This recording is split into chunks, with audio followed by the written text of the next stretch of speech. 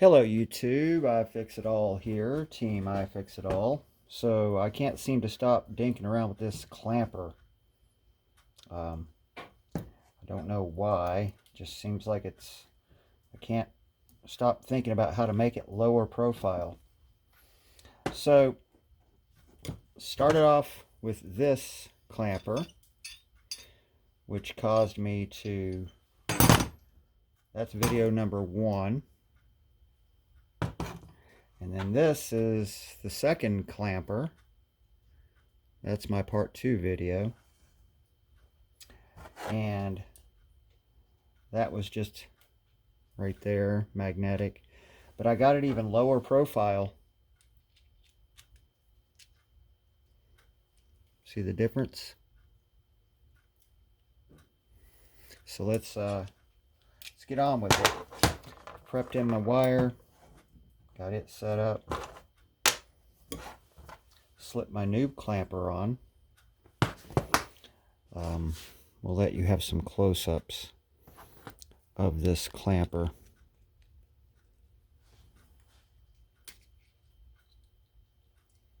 Okay.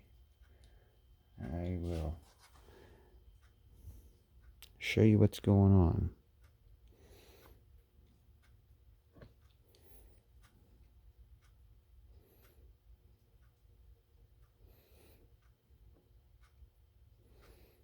See how it's filed out?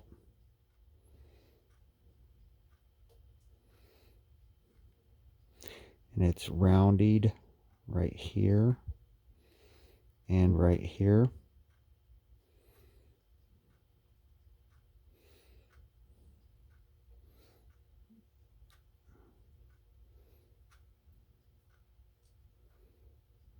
Decent close-ups, I hope.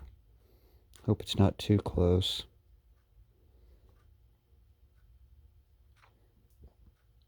There's the clamper though. Right there. Let's feed this on here.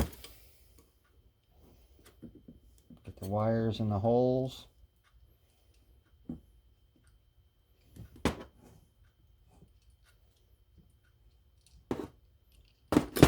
Oh, come on.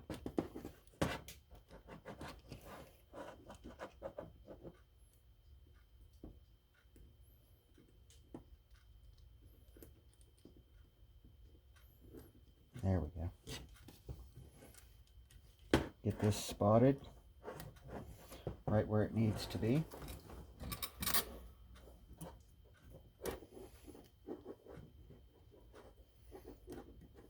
That looks about good enough. Yeah, that's going to be good enough.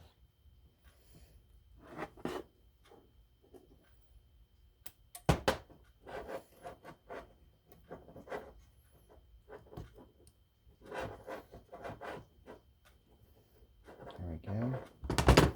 Cut the excess off. That went flying. Pigtail it. I want to pigtail toward the outside.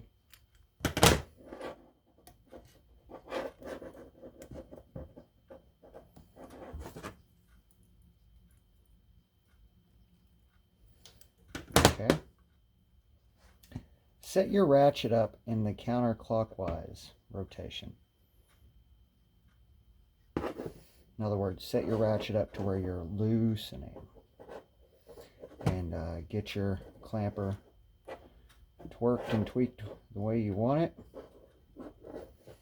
And go counterclockwise. Hold your thumb on this piece.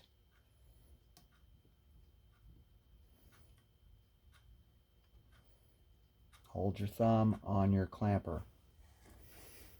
I'm going counterclockwise. And then just spin it over. And boom, you're there. Trim. Trim. Bend. Bend.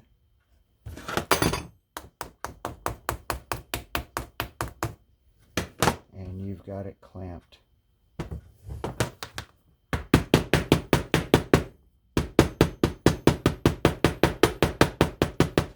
you go. Okay. It's not too pretty, but you get the general idea. We're definitely bound in there real tight. No damage to the hose. It's got a nice span on it too.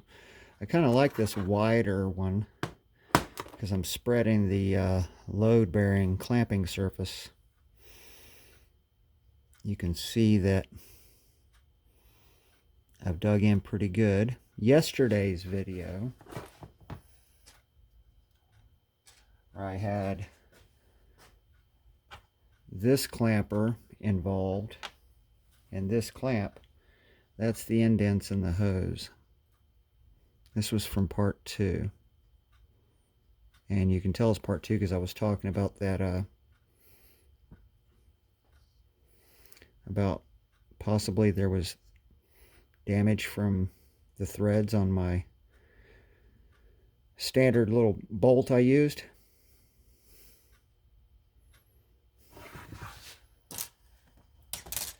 This one is clamping just as well. I could have went tighter, but there she is. And this one has no sharp edges. Well, a little bit, but I'm sure I could pigtail them or do something. There you have it. Cleanup is easy.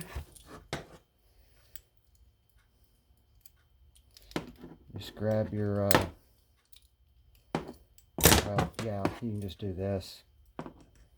Just get in there with your side cutters, remove the old bits, and you're ready to go. And there's your clamper tool right there. And here's the difference in profile.